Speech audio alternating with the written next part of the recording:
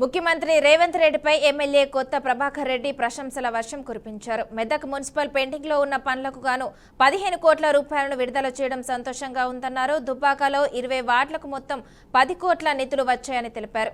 3 చెరువులకు గాను సుందరీకరణ కోసం 5 కోట్లు మంజూరయ్యాయని అన్నారు. అయితే దుబ్బాక నుండి సిద్దిపేటకు వెళ్లే రోడ్లు దారుణంగా ఉన్నాయని వాటికి కూడా నిధులు ఇవ్వాలని సీఎం రేవంత్ రెడ్డిని ఎమ్మెల్యే కోరారు.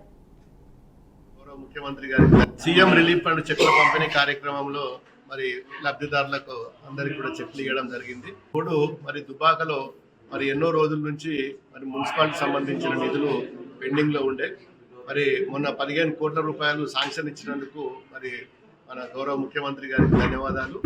అదేవిధంగా 10 కోట్ల మరి అన్ని వార్డులకు దుబ్బాక మున్సిపాలిటీలో 20 వార్డులకు సంబంధించి ప్రతి వార్డుకు కూడా 50 లక్షల డ్రైన్లకు కూడా మరి మంజూరు చేయడం జరిగింది.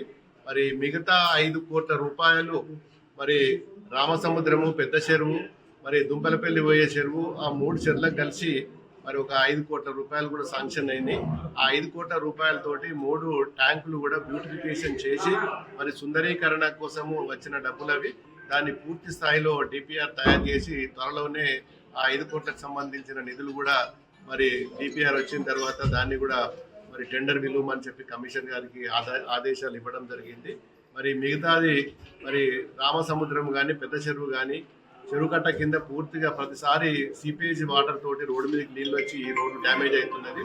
దానికి కూడా కట్టపొంటి పూర్తిగా డ్రైన్ కట్టి ఆ నీళ్లు కిందికి వదిలే విధంగా మరి ఏర్పాట్లు దానికోసం కూడా డిపిఆర్ తయారు చేయడం జరిగింది.